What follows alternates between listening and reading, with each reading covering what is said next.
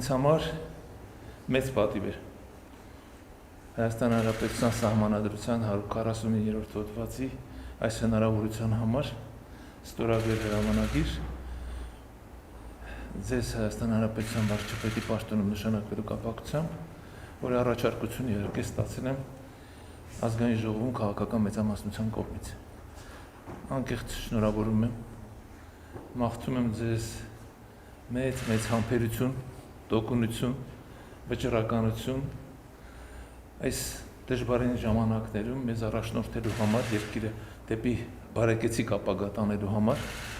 վստահ եմ նաև, որ ձեր սկզբունքայնությունը ի նպաստ է լինելու իհարկե Հայաստանի Հանրապետության պետականության ամրապնդմանը, սահմանադրականության սկզբունքներից ելնելով ի բարօրություն Հայաստանի Հանրապետության ժողովրդի խաղաղ եւ արժանապատիվ ապագայի։ Շնորհավորում եմ, պարոն վարչապետ։ Շնորհակալ եմ, պարոն նախագահ, շնորհակալ եմ հրավերի եւ հանդիսավորության պայմաններին հրամանագիրը ստորագրելու համար եւ նաեւ ձեր խոսքերի եւ վստահության եւ աջակցության համար։ Պիտի անկեղծ ասեմ, 2018 թվականին, երբ ժողովրդական ոչ բռնի Թավշյա հեղափոխության արդյունքում ստանձնեցի Հայաստանի Հանրապետության վարչապետի պաշտոնը, դժվար կլիներ կանխատեսել, որ մենք անցնելու ենք այսպիսի ճանապարհով եւ կարծում եմ, որ դժվար կլիներ կանխատեսել, որ մենք ի վիճակի ենք լինելու այս ճանապարհը հաղթահարել, բայց մենք գտնվում ենք այնտեղ, որտեղ գտնվում ենք եւ կարծում եմ, որ այս ամենում առանցքային դերն ու նշանակությունը միանշանակ եւ աներկվա Հայաստանի Հանրապետության ժողովրդինն է, ով ի վերջո պետական գիտակցության եւ պետականակենտրոնության առանձնահատուկ արտահայտությունների ցույց տվեց այս ողջ ընթացքում։ Եվ իհարկե սա մեծ պարտավորություն է եւ պարտավորվածություն է։ Իհարկե առաջիկայում կձևավորվի կառավարությունը եւ կառավարության բոլոր անդամները ներառյալ ես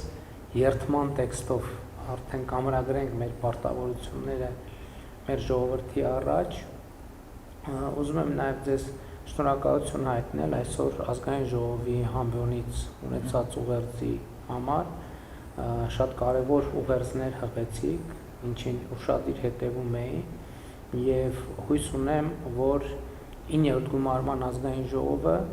ի վերջո կդառնա այնպիսի հարթակ, որը քաղաքական գաղափարների, մտքերի, տեսլականների եւ ոչ թե անձանց բախման միջավայր կլինի, որովհետեւ եւ այսօր էլ տեսա, որ ազգային ժողովի նախագահի տեխնացուն քաղաքացիական պայմանագիր կուսակցության կողմից առաջադրված պարոն Ռուբինյանը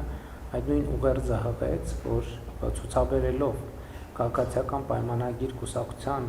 խմբակցության պատրաստակամությունը խորհրդանում աշխատել առանց անձնական եւ անձնավորված թիրախավորումների, հայհոյանքի եւ վիրավորանքի տրամաբանությունից դուրս իհարկե բանավեճերը պետքա եւ կլինեն սուր, բայց շատ կարեւոր է թե սրությունը ինչի մասին է։ Սրությունը քաղաքական, տնտեսական, սոցիալ-տնտեսական բովանդակության մասին պետք է լինի եւ ոչ թե փոխադարձ թիրախավորումների։ Ամեն դեպս մենք ձեր ուղերձը լսել ենք եւ մենք այդ ուղերձով ենք առաջնորդվելու։ Հույս ունեմ կհաջողվի չշեղվել այս ուղուց, որովհետեւ դա միակողմանի չէ այդ գործընթացը եւ եթե ընդդիմությունը այս տրամաբանությունը նույնպես ընդունելի համար, կարծում եմ շատ ավելի որակյալ աշխատանք կունենանք։ Պարոն նախագահ, եւս մեկ անգամ ուզում եմ շնորհակալություն հայտնել ձեզ, նաեւ այս ողջ ընթացքում ձեր ցուցաբերած աջակցության համար։ Իհարկե մենք մեր հանդիպումները եւ համատեղ աշխատանքը ամբողջությամբ չենք լուսաբանում, որովհետեւ աշխատանքային մակարդակում մենք շատ սերտ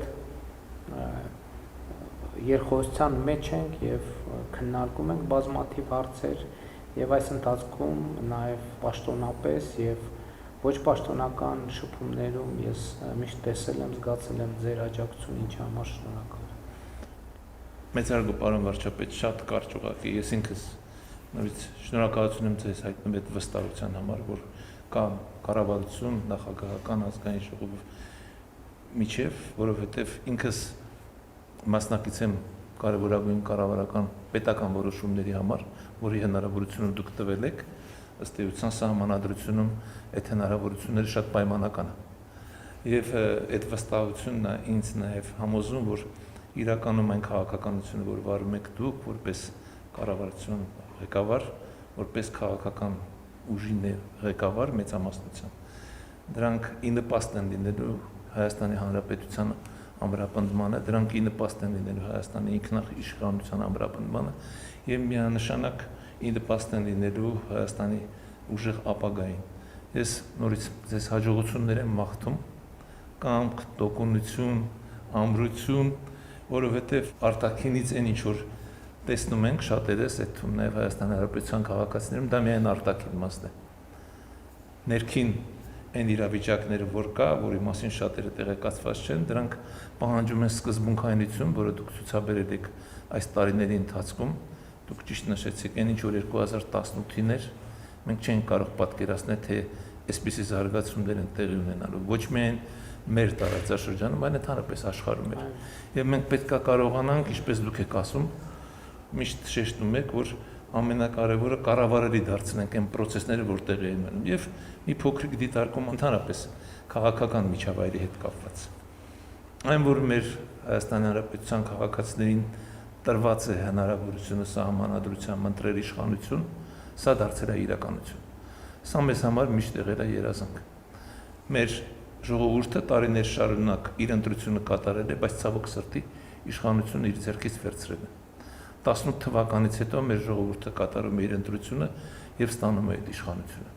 Եվ իշխանությունը, ով ընտրվել է այդ ժողովրդի կողմից, նաեւ պարտավորություն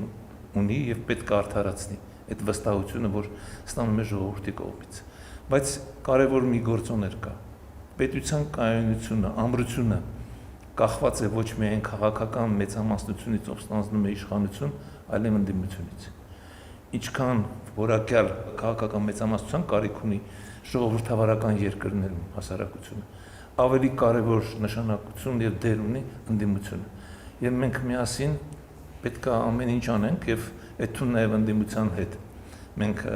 աշխատենք, ես լսել եմ նաեւ պարոն Ռուբինյանի ուղերձները, որ ուղղվեցին։ Ես վստահ եմ, որ դուք տրամադրված եք այդ իրավիճակը, այդ մթնոլորտը ստեղծել, որովհետեւ ի վերջո բոլորիս նպատակը մեկը պետք է լինի՝ ունենալ ամուր, հզոր Հայաստանի Հանրապետություն։ Շնորհակալ եմ։